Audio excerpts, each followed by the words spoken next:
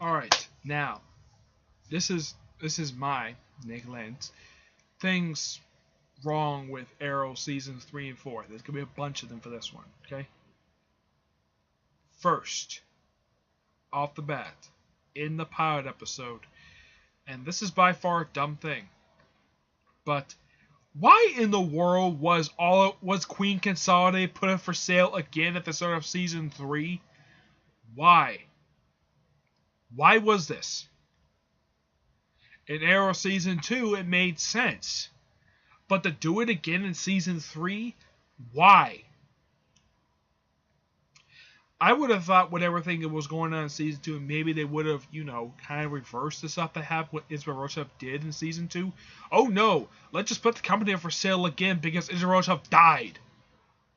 Despite the fact that Oliver Queen should be the owner of the company. Oh no, let's put the company up for sale again. Yeah, let's just have a repeat plot device from season 2. Good God, was this bad. This is a bad idea. Putting it up for sale again? Why? There's no real reason for this at all. And then you have, of course, Ray Palmer's one of the good things about. But, come on. Really? This was a dumb idea. Why was this company put up for sale again? Why?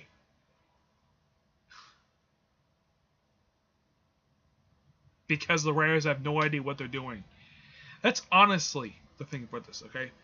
Alright. Number 2.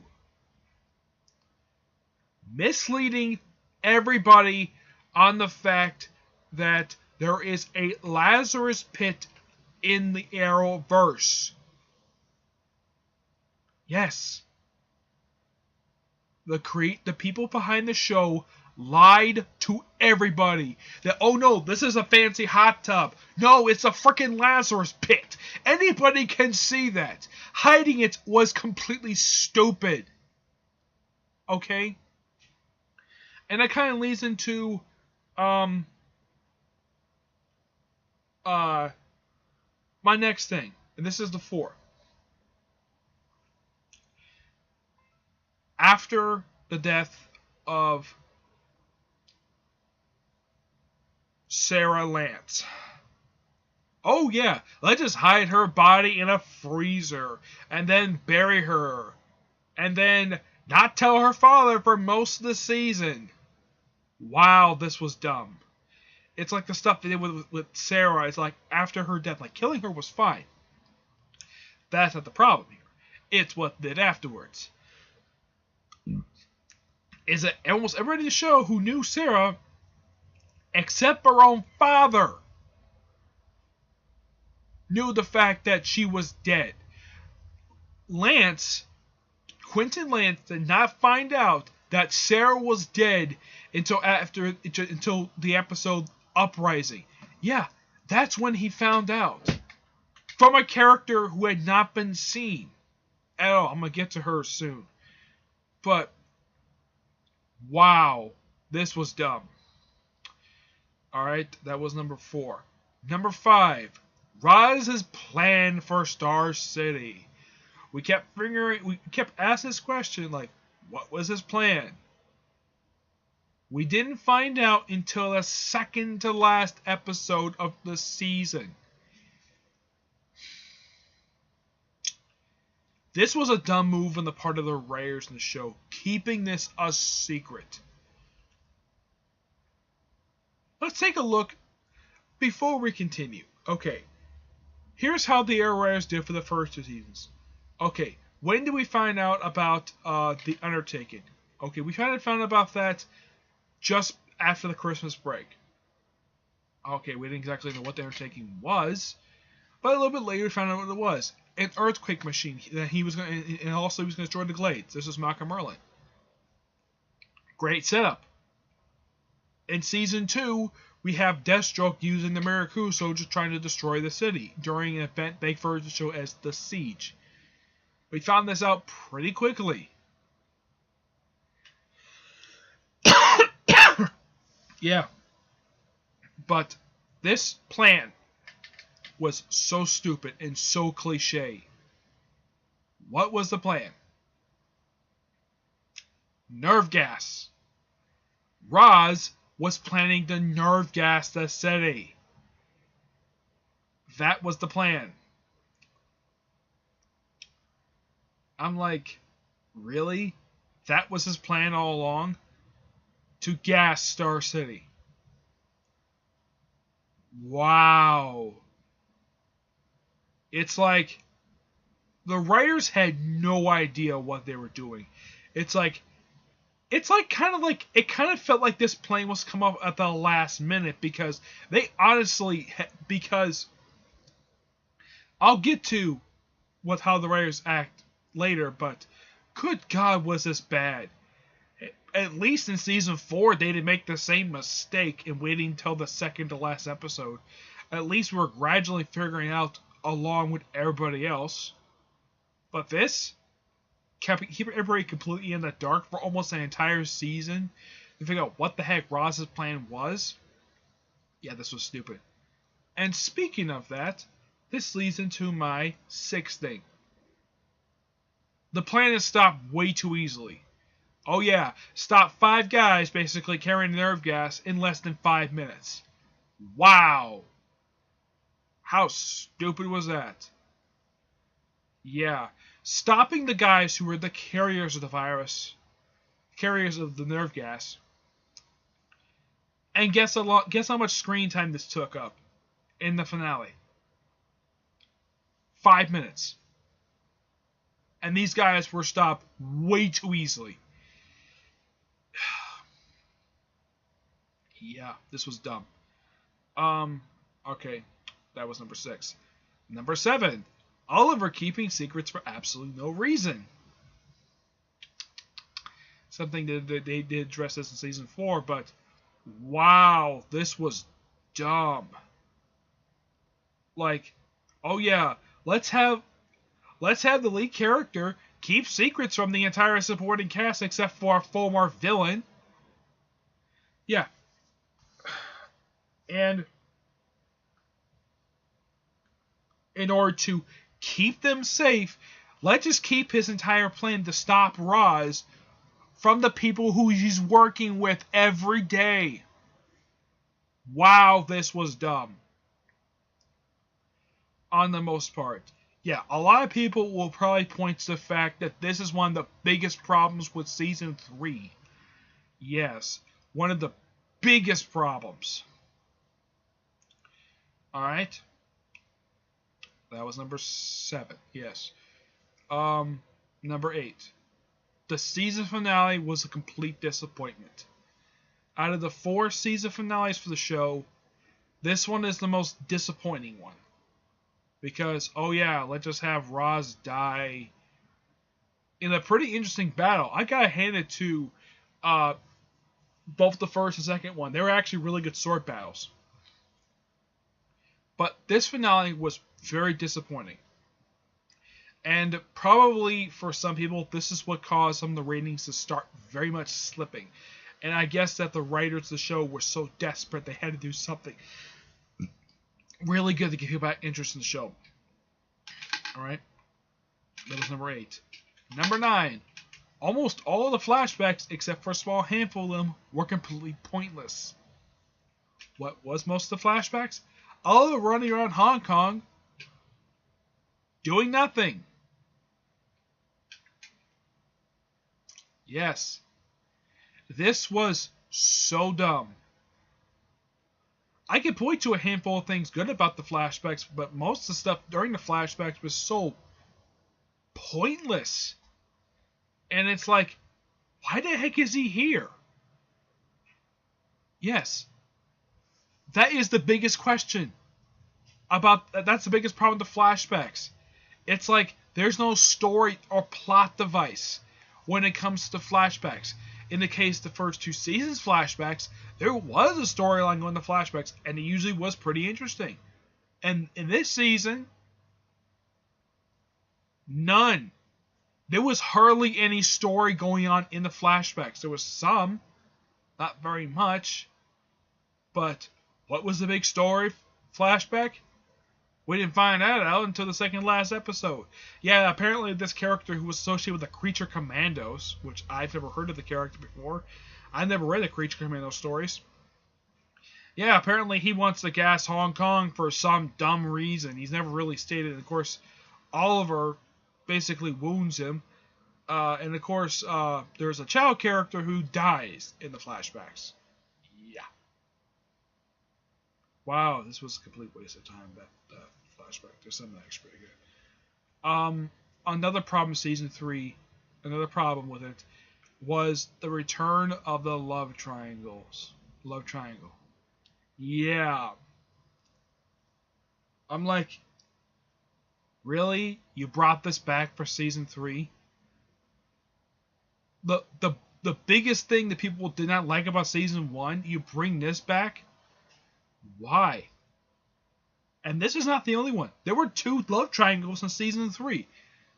The love triangle, the first one, and this was a dumb driving force for the first season, this season anyways. It was Ray Palmer and Oliver Queen fighting each other over Felicity. The other one was this no-name character, which I'll get to here in a minute, and Roy over Thea. No, this one wasn't a really big problem as the other one was. Yeah. The other one was in your face about it the whole time. The other one was just implied. Yes. This was a dumb idea. I think that was like number... I think it was number 9. Okay, this is number 10. The no-name DJ, who apparently was a student of Roz for some reason. I honestly do not know why. As for why he was there, never explained. Apparently he's, well, not exactly fully explained. Oh yeah, let's have the character just have sex with Thea, and then have him try to kill her right after they have sex. Why? No idea why. Yep, this character was completely pointless. I do not remember this guy's name, and I do not care. All I know is, oh yeah, this DJ shows up completely out of nowhere, who just shows up and does nothing most of the time, and apparently starts a relationship with Thea for some dumb reason. And then after they have sex, oh yeah, let's have the character try to kill Thea. And of course when we try to kill Thea later, but come on, this was dumb. This character was completely pointless. Alright, that was number 10. Alright, number 11.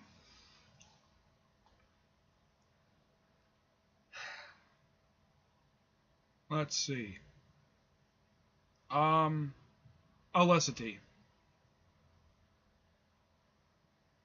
Yes, Olicity. Boy, this was something that nobody cared for, and I keep thinking, though, why did Guggenheim make this a plot device for season 3? Why? Because CW probably told him to. I honestly do not know what was the problem with this.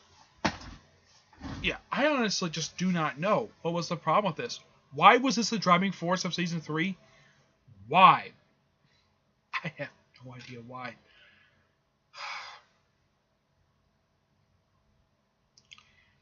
Alright, and that kind of leaves my number 12. Felicity being misused in season 3. Yes. Like, I bet the Ray's thinking, Thea and Laura and Roy got the garbage dialogue in season 2. People didn't like that. Let's give them better dialogue. And let's give all the garbage dialogue to a character people probably did like in the show. Yeah. And by the way, some people point to the fact this character went completely downhill after like right after the end of the 3-parter with Brick. Yeah. Like, that was the biggest problem in the Uprising episode, was this ending. With the whole thing of Felicity, like Oliver, like Felicity, and apparently a lot of people, like one person, Dipplezilla, he pointed out one of the biggest problem with Felicity in season 3 was that every scene she was in, she was crying. I may not have notice this all that much, but yeah, come think of it, yeah, she was crying at pretty much almost every time she was seen on screen. This was, I'm like, why? Why in the world did they have to make her cry? This was so dumb. Alright. Trying to think, was there anything wrong? Oh! There's another thing. 13. Going back and forth Nana Parbat for absolutely no reason. Yeah, let's get back Nana Parbat. Let's get back Nana Parbat. Why? No idea why. Yeah, not much to talk, but this is really dumb. Another problem, and this is number, I would say 15 in a way. The obvious Batman analog of the characters being treated like Batman characters, like Green Arrow's Batman, Diggle was Nightwing, Roy, who was Arsenal at this point, he was Robin, Black Canary was Batgirl, and Felicity was obviously Oracle. Yeah, way too obvious. This stuff is like ripping off Batman, and yeah. Alright, yeah, that's another thing. Number 16. The stupid explanation on how Oliver Queen survived a stab wound to the chest. I'm like, the explanation they gave in the show was stupid. Oh, it was his will that survived. No. I didn't care for the explanation at all. It was just so dumb. I just did not care. Like, I'm thinking though, that's not the real explanation exactly how they... My theory is that Tatsu, who was Katana, her ex-husband took some stuff from the Lazarus pit and had Oliver basically sort of dipped in it. Like took a little thing without anybody noticing, gives the Tatsu, tells him to put it on the chest, and that is how I think that they fixed the chest wound. Saying, oh, it's his will to have him survive a chest wound. Completely stupid. Yeah, it is. Let's see. Anything else? Let me think.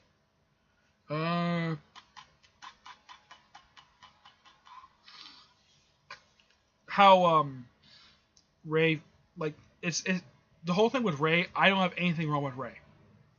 No. I'm just trying to think. Was there anything else wrong during the third season that before I move on to the fourth season? Let me think. Let me think.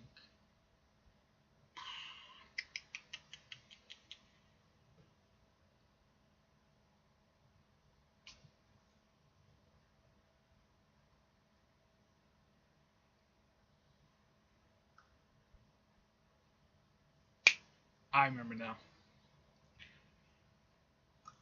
The whole thing with the character Wildcat. Yep. Didn't have a problem with the actor. My problem is with how they used him in the show. Now, when I think of Wildcat, I think of an older guy, not a young, handsome guy. Now, I kept thinking that this character must be the son of Wildcat. That this might be Ted Grant Jr. Because at any point you could think of Green Arrow, Wildcat has always been an old guy. In the show, he is barely older than Oliver Queen. I was expecting 10, 20 years older, but like 2, 3 years tops. And this character was barely used in the show, and then the character just disappeared for a while, comes back for an Uprising episode, and then he's completely written out of the show without any explanation at all. I thought his I wasn't expecting the cat costume he has in the comics, but maybe something similar to that. But a simple black ski mask, really? That's his entire outfit? And oh yeah, he was a previous vigilante in the city 5 years before Oliver showed up as the Green Arrow. Yeah. But he's the last thing I can think of when it comes to for season 3 before I move on to season 4.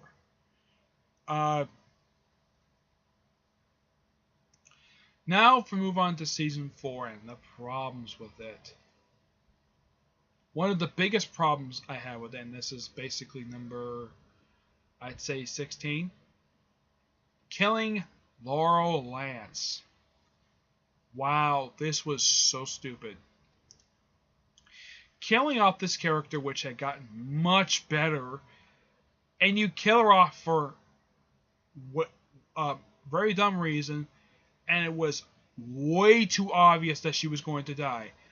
Like, I kept thinking that this was not the character going to kill off. I kept thinking maybe it was going to be Quinton who was going to kill him off.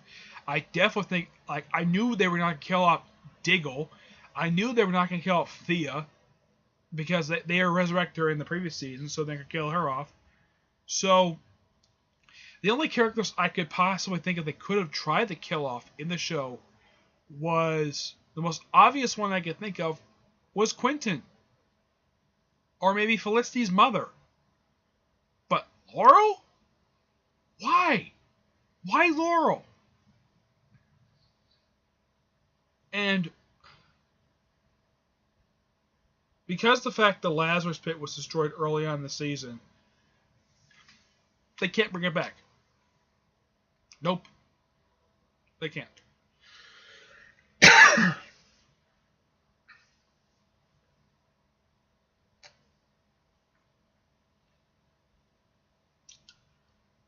And this kind of leads into my number 19.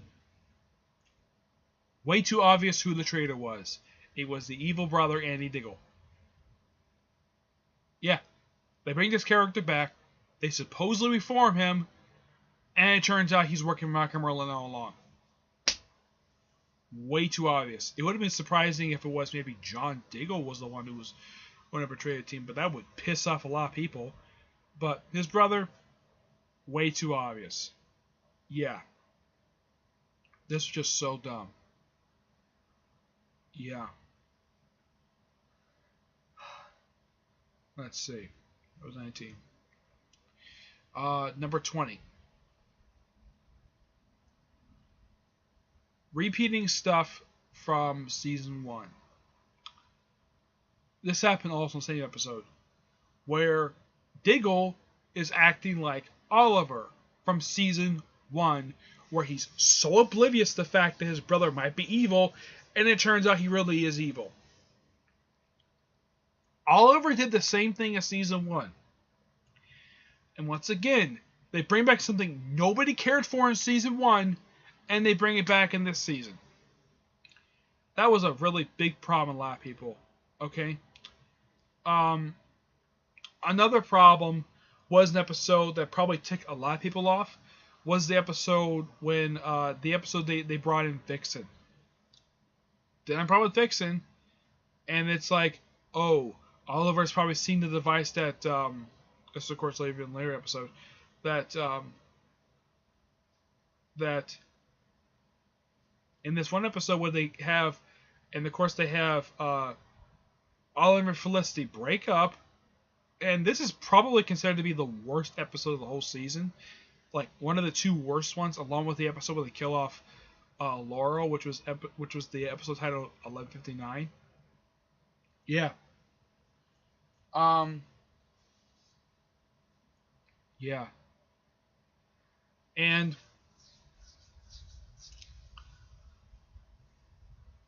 these two episodes, I kind of agree with maybe some people who may disagree on, who could agree with me on this, that the episode where they had Oliver's son get kidnapped, and the episode where they had Laurel died, out of the 22 episodes that the season had, Those two are probably the worst ones of the whole entire season.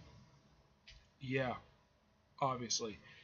Number 21, and I kind of agree with Charlie from Charlie Emergency Awesome that the writing was very inconsistent when it comes to the fourth season. A lot more obvious than season 3. Yeah, inconsistent writing. And my 22nd and probably the last thing I'll probably talk about is the fact that the first 2 seasons, I did think that the writers of the show had a plan. The biggest problem, and this is not that obvious, but probably for some people like me, is that when it came to seasons 3 and 4, season 4, I think they had more of a plan what they wanted to do with this one, and it's way too obvious season 3 that the writers had really no plan for season 3 at all. They just threw stuff together, just throw it out the wall. And I've heard some people call the writers of the show lazy. At times they can be, but it's not obvious that they're lazy.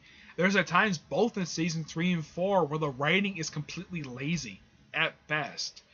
I'm not going to point it out, but in some episodes you might actually see it for seasons 3 and 4 that the writing that you can see that the writers of the show are just lazy and just they have no idea what their plan is.